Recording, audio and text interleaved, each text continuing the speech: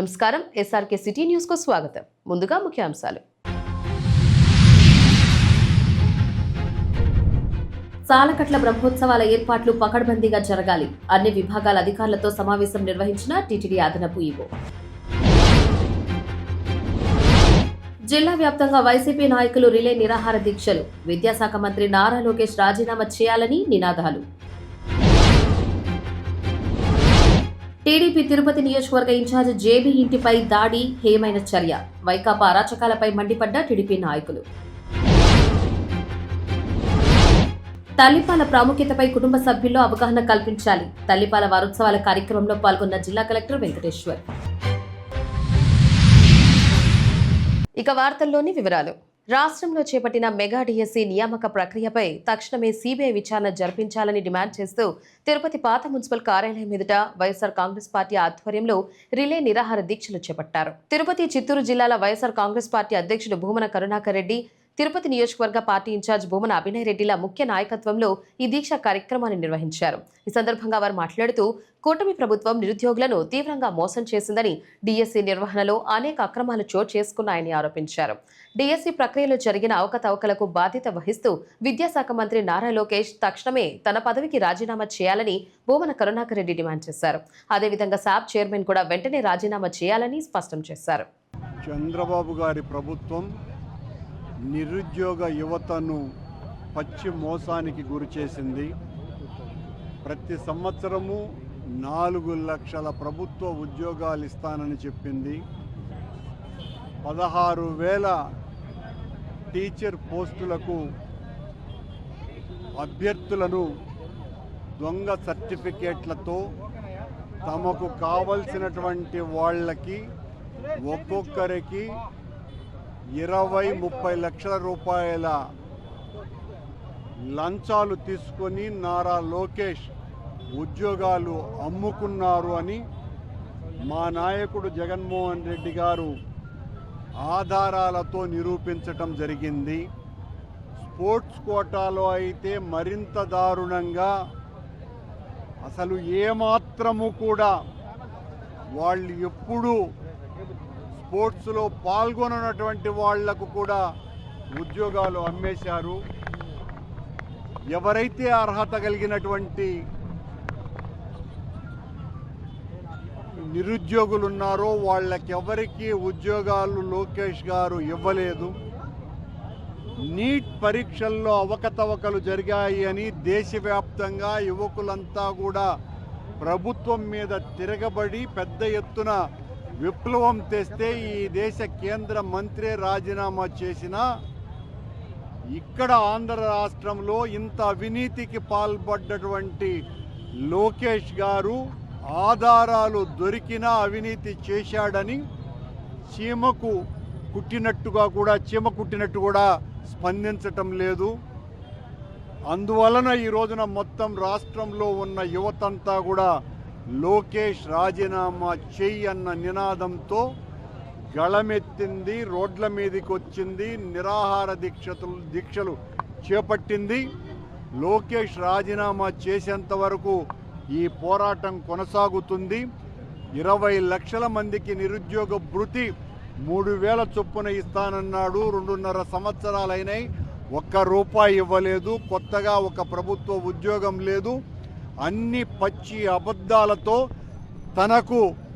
తనను మేపేటువంటి, మోసేటువంటి పచ్చ పత్రికలు, ఛానళ్ల ద్వారా అన్ని పనులు చేసేశాం, ఈ రాష్ట్రం అభివృద్ధిలో దూసుకుపోతోందేనని అబద్ధపు ప్రచారాలతో ఇంకా ప్రజలను వంచేటువంటి కార్యక్రమం చంద్రబాబు గారి ప్రభుత్వం చేస్తున్నది.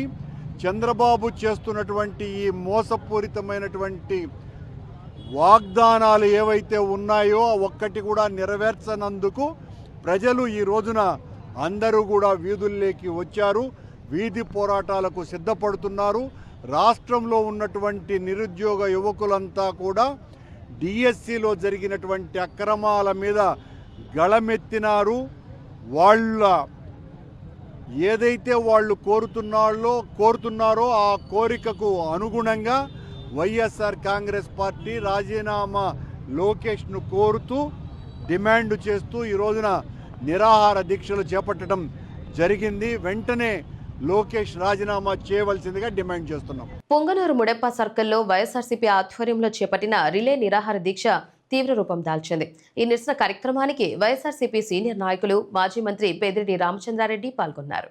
ఈ సందర్భంగా ఏర్పాటు చేసిన మీడియా సమావేశంలో ఆయన కూటమి ప్రభుత్వం, ముఖ్యమంత్రి నారా చంద్రబాబు నాయుడు, మంత్రి నారా లోకేష్ల వైఖరిపై తీవ్ర స్థాయిలో విరుచుకుపడ్డారు.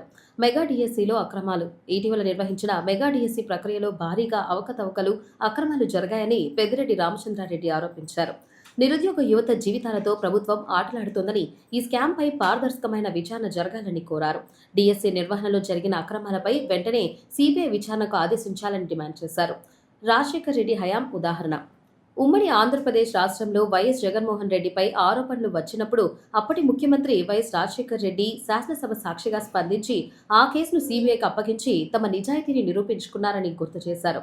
దివంగత వైఎస్ఆర్ చూపిన పారదర్శకతని చంద్రబాబు నాయుడు కూడా పాటించాలని పెద్దిరెడ్డి సవాల్ విసిరారు. చంద్రబాబు తన నిజాయితీని నిరూపించుకోవాలనుకుంటే తక్షణమే ముందుకు వచ్చి మంత్రి నారా లోకేష్ పై సిబిఐ విచారణ చేయించాలని, అలా తమ పవిత్రతను చాటుకోవాలని స్పష్టం చేశారు. ఈ కార్యక్రమంలో వైఎస్ఆర్సీపీ స్థానిక నాయకులు, కార్యకర్తలు, అభిమానులు పెద్ద ఎత్తున పాల్గొన్నారు.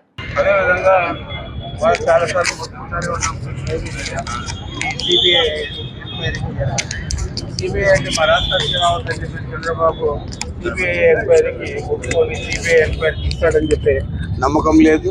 అదే చంద్రబాబు నాయుడు జగన్మోహన్ రెడ్డి గారి మీద ఆరోపణలు చేసినప్పుడు, మన సమైక్య రాష్ట్రంగా ఉన్నప్పుడు హైదరాబాదులో శాసనసభ సాక్షిగా రాజశేఖర్ రెడ్డి గారు మా అబ్బాయి తప్పు చేస్తుంటే తప్పకుండా ఇది సిబిఐకి ఇస్తా కేసు అని చెప్పి ఆయన మీద ఆరోపణలు ఏదైతే చేస్తారో దాని మీద సిబిఐకి ఇచ్చి తన నిజాయితీని నిరూపించుకున్నాడు.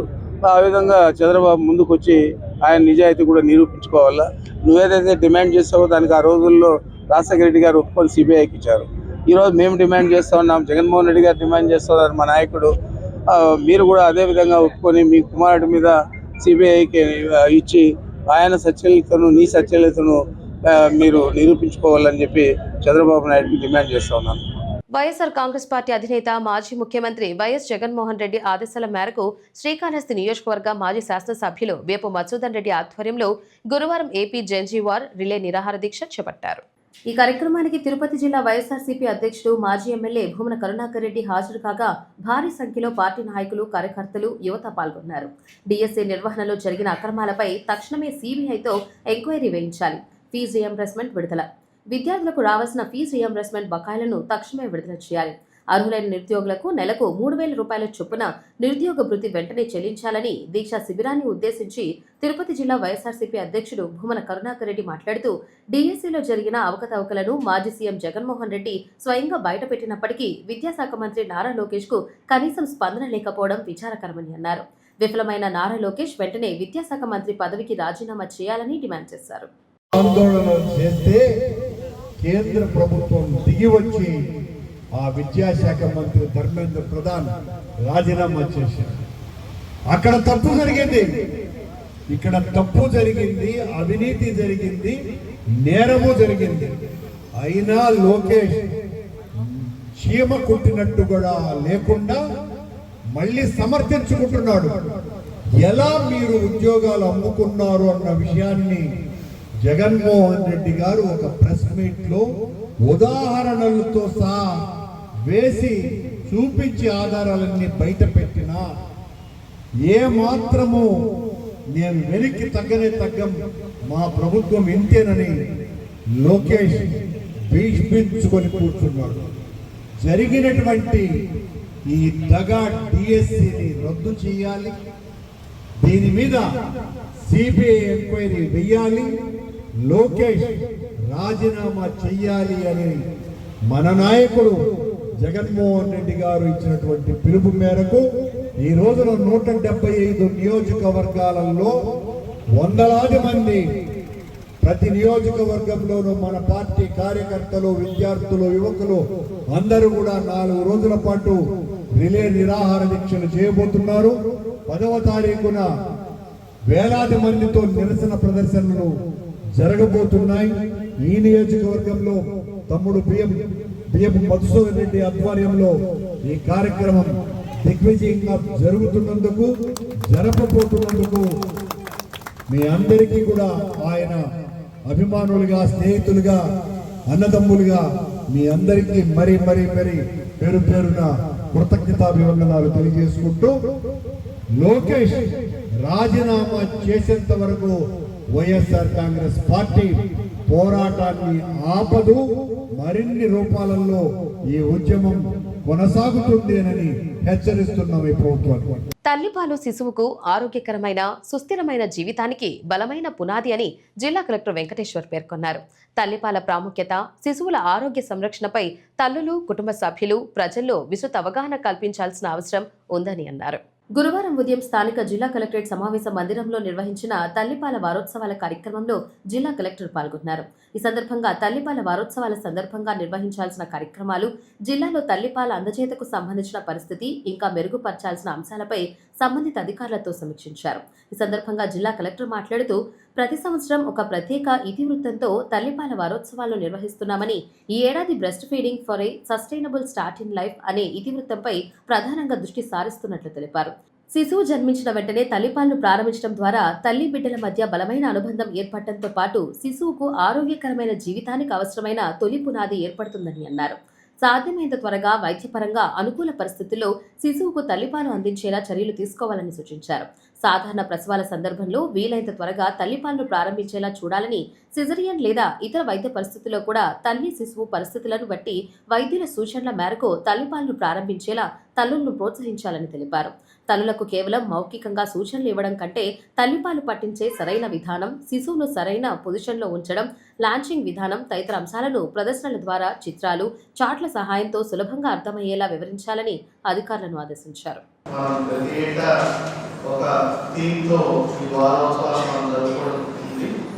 ఈ సంవత్సరం కూడా మనం ముఖ్యంగా థీమ్ వచ్చేసి breast feeding for sustainable start in life, strengthen what works.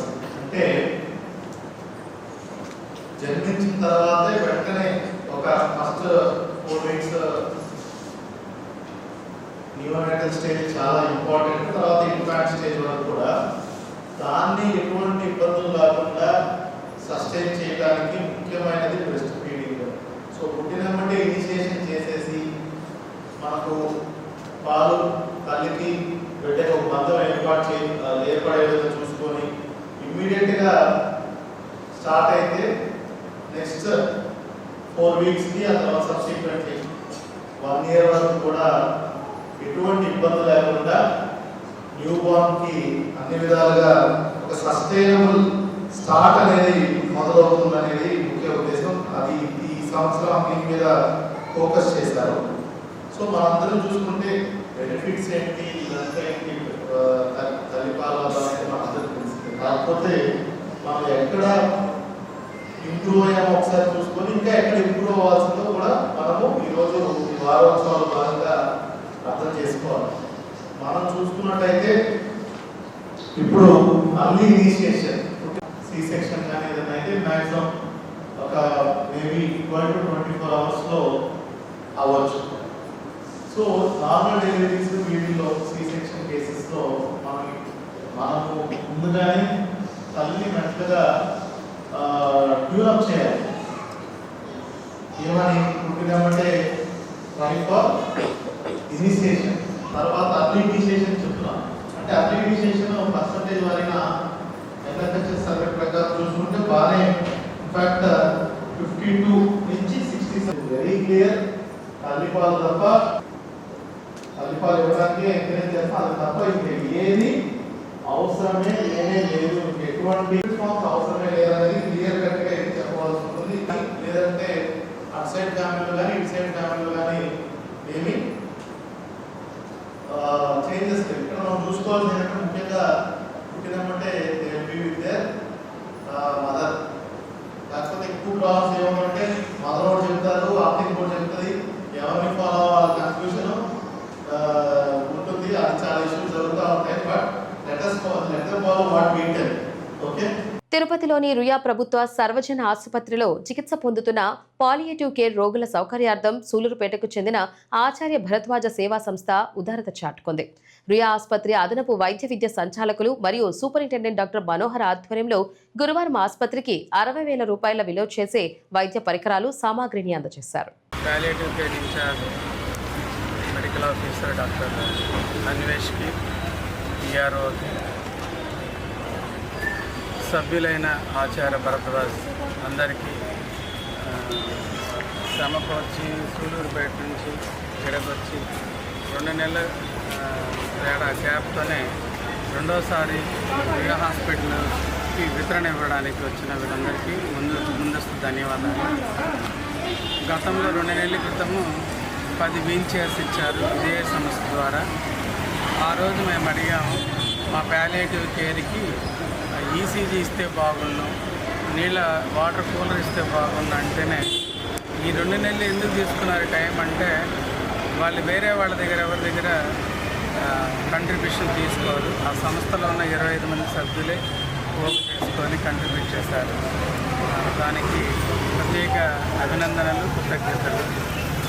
So ఇప్పుడు 50,000 వర్త్ ఈసీజీ మిషన్ కావచ్చు, అలాగే వాటర్ కూలర్ కావచ్చు, రుయాకు సంబంధించిన ప్యాలియేటివ్ కేర్ ఇచ్చిన దానికి ప్రత్యేక ధన్యవాదాలు. Thank you. ఆచార్య భరద్వాజ సేవా సంస్థ వాళ్ళు మన ప్యాలియేటివ్ కేర్ ఎస్విఆర్ఆర్ రుయా హాస్పిటల్కి సంబంధించి ప్యాలియేటివ్ కేర్కి మనకు ఎంతో అవసరమైన ఈసీజీ మిషన్ అండ్ దానికి సంబంధించిన ఎక్విప్మెంట్ అన్ని విత్ సెట్ ఈసీజీ మిషన్ ఒకటి డొనేట్ చేశారు. అండ్ వాటర్కి సమ్మర్లో చాలా ఇబ్బందిగా ఉంది ఈ పేషెంట్లకి. కూల్ వాటర్ కానీ కొంతమంది కూల్ వాటర్ తాగమంటారు, హాట్ వాటర్ కావాలి, నార్మల్ వాటర్ కావాలి, అలాంటి ఫెసిలిటీ కావాలి అని ఒక్క మాట వాళ్ళకి చెప్పంగానే ఈ సంస్థ ముందుకొచ్చి ఒక 50,000 రూపాయలు వర్త్ చేసే ఈసీజీ మిషన్ అండ్ వాటర్ కూలర్ని మనకు ప్యాలియేటివ్ కేర్కి సంస్థ సభ్యులందరూ కూడా ఒక ఉమ్మడిగా ఉండి డొనేట్ చేశారు. వీళ్ళ వల్ల ప్రజలకి ముఖ్యంగా ప్యాలియేటివ్ కేర్లో ECG machine when you are declaring death వాటికంతా మనం కొంచెం ఇబ్బంది పడుతూ ఉన్నాము తెచ్చుకోవడము. ఇది కొంచెం బ్లాక్ 2 దూరంగా ఉండడం వల్ల అక్కడి నుంచి ఇక్కడికి మిషన్ ట్రాన్స్పోర్ట్ చేయడము లాంటి ఇబ్బందులన్నీ కూడా ఇప్పుడు ఈ మిషన్ వీళ్ళు డొనేట్ చేయడం వల్ల ఆ కష్టం తీరింది. మనకు ప్రజలకి చాలా ఉపయోగపడుతుంది. మీ అందరికీ మా రుయా హాస్పిటల్ తరఫున మేము ధన్యవాదాలు చెప్తున్నామండి. Palliative care team Chandrashekar sir, Bharathi madam, మన Manohar sir, Ravi Prabhu sir and myself అందరూ కూడా మీకు చాలా రుణపడి ఉన్నాం. చాలా థ్యాంక్స్. మా పేషెంట్లు అందరి తరఫున కూడా మేము హ్యాపీగా మీకు కృతజ్ఞతలు చెప్తున్నాం. శ్రీవారి సాలుకట్ల బ్రహ్మోత్సవాలను సెప్టెంబర్ 15 నుండి 23వ తేదీ వరకు తిరుమలలో వైభవంగా నిర్వహించనున్న నేపథ్యంలో అన్ని విభాగాలు సమన్వయంతో పనిచేసి ఉత్సవాలను విజయవంతం చేయాలని టీటీడీ అదనపు ఈవో వెంకయ్య చౌదరి అధికారులను ఆదేశించారు. తిరుమల పద్మావతి అతిథి గృహంలోని సుధర్మ సమావేశ మందిరంలో గురువారం నిర్వహించిన బ్రహ్మోత్సవాల సమీక్షా సమావేశంలో ఆయన TTD JEO doctor Sarath, CVSO Muralikrishna, Tirupati జిల్లా ఎస్పీ సుబ్బారాయుడుతో కలిసి వివిధ శాఖల ఏర్పాట్లపై సమగ్రంగా సమీక్షించారు. ఈ సందర్భంగా అదనపు ఈవో మాట్లాడుతూ బ్రహ్మోత్సవాల సందర్భంగా భక్తుల రద్దీని దృష్టిలో ఉంచుకొని ఆర్టీసీ బస్సుల సంఖ్యను అవసరానికి అనుగుణంగా పెంచాలని సూచించారు. వాహనాల పార్కింగ్లో ఎలాంటి ఇబ్బందులు తలెత్తకుండా ముందుగానే పార్కింగ్ స్థలాలను కేటాయించి ఎలాంటి సమస్యలు తలెత్తకుండా పార్కింగ్ నిర్వహణకు ప్రత్యేక కార్యాచరణ అమలు చేయాలని ఆదేశించారు. విద్యుత్ కేబుళ్లు, తాత్కాలిక విద్యుత్ వ్యవస్థల విషయంలో అత్యంత అప్రమత్తంగా ఉండాలని, ఎలాంటి ప్రమాదాలు జరగకుండా నిరంతర పర్యవేక్షణ చేపట్టాలని ఆదేశించారు. ముఖ్యంగా గరుడ వాహనం చక్రస్నానం రోజున అధిక సంఖ్యలో భక్తులు హాజరయ్యే నేపథ్యంలో ఎలాంటి అసౌకర్యం కలగకుండా సమగ్ర ఏర్పాట్లు చేయాలని సూచించారు. అనంతరం టీటీడీ జేఓ మాట్లాడుతూ బ్రహ్మోత్సవాల సందర్భంగా తిరుపతిలో చేయాల్సిన ఏర్పాట్లపై సంబంధిత అధికారులతో ఇప్పటికే సమావేశం నిర్వహించి పలు సూచనలు చేసినట్లు తెలిపారు. ఈ సందర్భంగా సివిఎస్ఓ, జిల్లా ఎస్పీ బ్రహ్మోత్సవాల్లో భద్రతాపరంగా తీసుకోవాల్సిన జాగ్రత్తలపై పవర్ పాయింట్ ప్రెజెంటేషన్ ఇచ్చారు. పవిత్ర పుణ్యక్షేత్రమైన తిరుపతిలో జేబీ ఇంటిని ముట్టడించి దాడికి యత్నించిన ఘటనపై కూటమి నాయకులు తీవ్ర ఆగ్రహం వ్యక్తం చేశారు. Chandragiri MLA Pulivarthi Nani, Puthalapattu MLA Kalikiri Muralimohan, TDP Tirupati parliament అధ్యక్షురాలు పనవాక లక్ష్మిలు ఈ ఘటనను తీవ్రంగా ఖండిస్తూ వైకాపా వైఖరిపై విరుచుకుపడ్డారు. ఈ రోజున నేను జేబీ గారు కలిసి మన సూరా సుధాకర్ రెడ్డి గారి క్లస్టర్ వార్డ్ 19, 20, 21లో ఇంటింటికి ప్రోగ్రాం చేస్తా అక్కడున్న సమస్యలను తెలుసుకొని అక్కడంతా మేము దాదాపుగా 11:30 to 12కి డిస్కస్ అయ్యాము. జేబీ గారు ఇంటికి వచ్చారు, నేనేమో ఈ టెంపుల్కి వాళ్ళు పిలిస్తే ఒక టెంపుల్కి వెళ్ళాను. ఈ లోపల టెంపుల్ నుంచి నేను తిరిగి ప్రయాణంలో ఉండగా జేబీ గారి మీద అటాక్ జరిగింది అని చెప్పని నాకు ఫోన్ రావటం, నేను ఇక్కడికి వచ్చి చూసిన తర్వాత బయట ఉన్నటువంటి పరిసరాలు చూసిన తర్వాత మాత్రం నేను ఒక షాక్కే గురయ్యాను.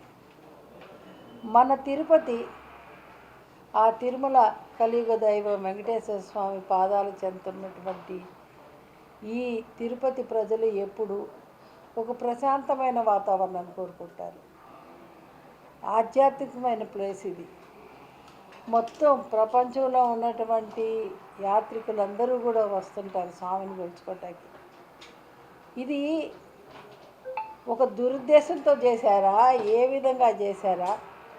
ప్రోగ్రాం చూసుకొని ఇంటికి వచ్చే మనుషుల మీద కత్తులు, కటారులు, పెట్రోలు, ఈ సంస్కృతి మన తిరుపతిలో ఎప్పుడైనా ఉందా అని నేను ప్రశ్నిస్తూ ఉన్నాను.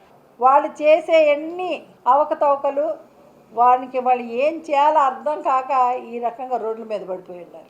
ఈ ఎన్డీఏ కూటమి చంద్రబాబు నాయుడు గారు వచ్చిన తర్వాత పవన్ కళ్యాణ్ గారు కానీ లోకేష్ బాబు గారి నాయకత్వంలో ఎక్కడ కానీ గంజాయి కానీ ఇటువంటి రౌడీజం కానీ ఎటువంటి ఇన్సిడెంట్లు జరగకూడదనే దృష్టి సారించే టైంలో ఒక నెల ముందు ఇన్ఛార్జిగా జేబీ శ్రీనివాస్ గారిని అనౌన్స్ అయిన తర్వాత వైసీపీ సంబంధించిన నాయకులు గుండెల్లో నిద్ర లేకుండా ఏదో విధంగా తెలుగుదేశం పార్టీని, ఎన్డీఏ కూటమి పార్టీని అప్రతిష్ట పాలు చేయాలనే ఉద్దేశంతో ఈరోజు నేనేదో సివిల్ కోర్టుకు సంబంధించిన సాక్షి విషయంలో కూడా ఈరోజు ఈనాడులో చదివాను. దానికి సంబంధించిన దాంట్లో కూడా సాక్షులు బెదిరించిన తర్వాత ఆ కేసుకు సంబంధించిన వారిని ఇంటిపైకి పంపించి నిరసన తెలుపుతూ ఆ నిరసన ముసుగులో కూడా దాడి చేయాలనుకుని మీరు చూశారు.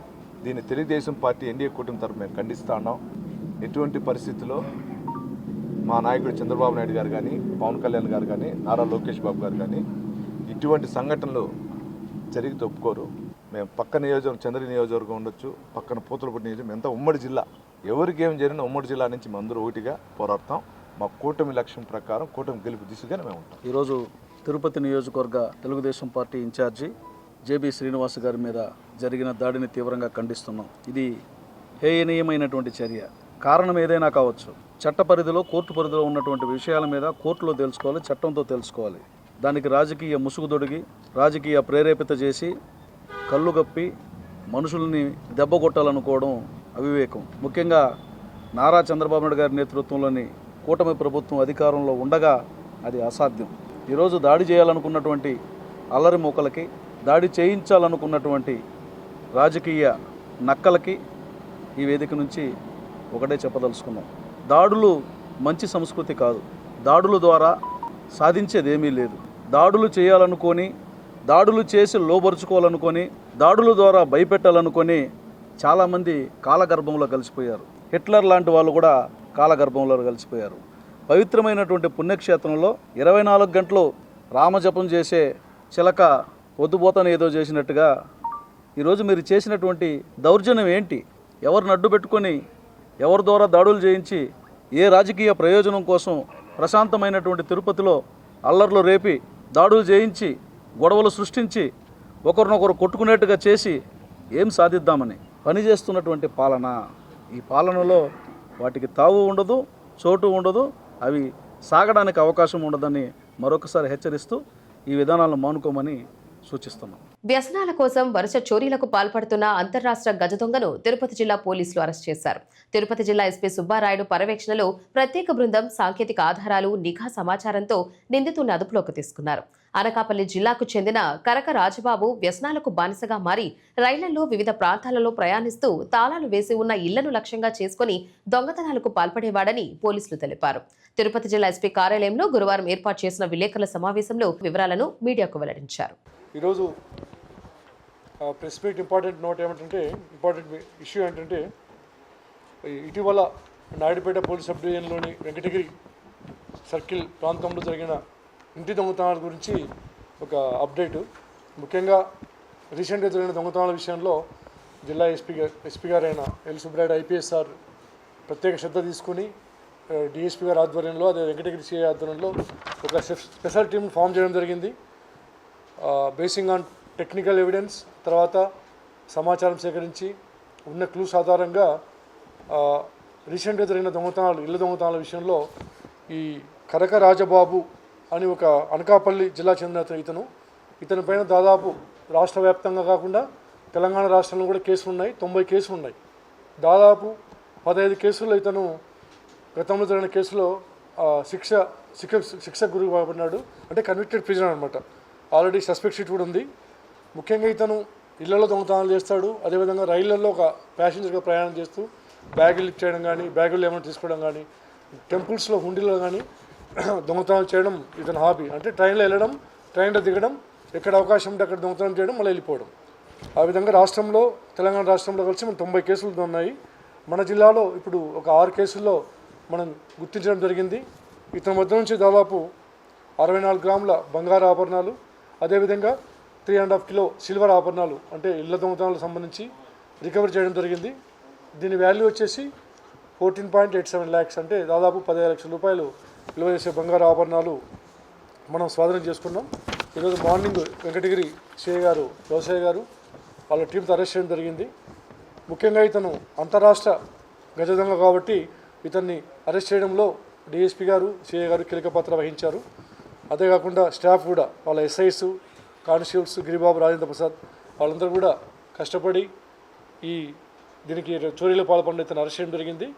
తర్వాత ఫర్దర్ కూడా ఏమైనా ఉంటే కూడా వెరిఫై చేస్తాము. రాష్ట్ర వ్యాప్తంగా కూడా మిగతా వాళ్ళకు కూడా సమాచారం అందించడం జరిగింది. ఈ టీంలో ఎవరైతే ఉన్నారో వాళ్ళందరూ కూడా ఎస్పీ గారు రివార్డ్స్ ఇచ్చి వాళ్ళని ఎంకరేజ్ చేయడం జరుగుతుంది. అంతేకాకుండా ముఖ్యంగా ఎస్పీ గారి తరఫున ఒక పబ్లిక్ అప్పీల్ ఏమిటంటే, డయల్ 112 ఏదైనా అనుమానాస్పద వ్యక్తులు రాత్రిపూట కానీ మీరు దిగుతుంటే 112 ఉపయోగించుకోండి. ఎల్హెచ్ఎంసీ ఉంది, ఒక వ్యవస్థ ఉంది, లాక్డ్ హౌస్ మానిటరింగ్ సిస్టమ్ అని చెప్పేసి. ఎవరైనా బంధువులింటికి దూరంగా వెళ్ళినప్పుడు, చాలా రోజులు తీర్థయాత్ర వెళ్ళినప్పుడు మాకు పోలీసులు సమాచారం ఇస్తే డెఫినెట్గా ఎల్హెచ్ఎంఎస్ ద్వారా అక్కడ కెమెరాస్ ఫిట్ చేసి వాటిని వాచ్ చేస్తుంటాం. వాటిని కూడా ఉపయోగించి కోరుతున్నాం. ఇంకా ముఖ్యమైన పాయింట్ ఏంటంటే, ఎక్కడైనా లాంగ్ పీరియడ్ బయటకు వెళ్ళినప్పుడు ఇంట్లో విలువైన వస్తువులను, ఆభరణాలు కావచ్చు, వస్తువులు కావచ్చు, క్యాష్ కావచ్చు, ఇంట్లో ఉంచుకోకుండా లాకర్లలో ఉంచుకుంటే సేఫ్గా, భద్రంగా ఉంచుకుంటే మంచిది. ఇవన్నీ కూడా పబ్లిక్ పాటిస్తే ప్రజలకు మా పోలీస్ కోఆపరేషన్ ఎప్పుడు కూడా ఉంటుంది. తిరుచానూరు శ్రీ పద్మావతి అమ్మవారిని మైసూర్ వ్యాసరాజ మఠం పీఠాధిపతి విద్యా మనోహర తీర్థ స్వామీజీ గురువారం దర్శించుకున్నారు. ఆలయం వద్ద స్వామీజీకి ఆలయ deputy EO Haridranath, AVSO Sriharirao, AEO Devarajulu, అర్చకులు బాబుస్వామి, సూపరింటెండెంట్ సురేష్, మునిచంగల్ రాయలు, ఇన్స్పెక్టర్ లక్ష్మీకాంత్, చలపతి ఆలయ మర్యాదలతో స్వాగతం పలికి దర్శన ఏర్పాట్లు చేశారు. అమ్మవారి కుంకుమార్చన సేవలో పాల్గొన్న స్వామీజీకి ఆలయ అధికారులు అమ్మవారి తీర్థ ప్రసాదాలను అందజేశారు.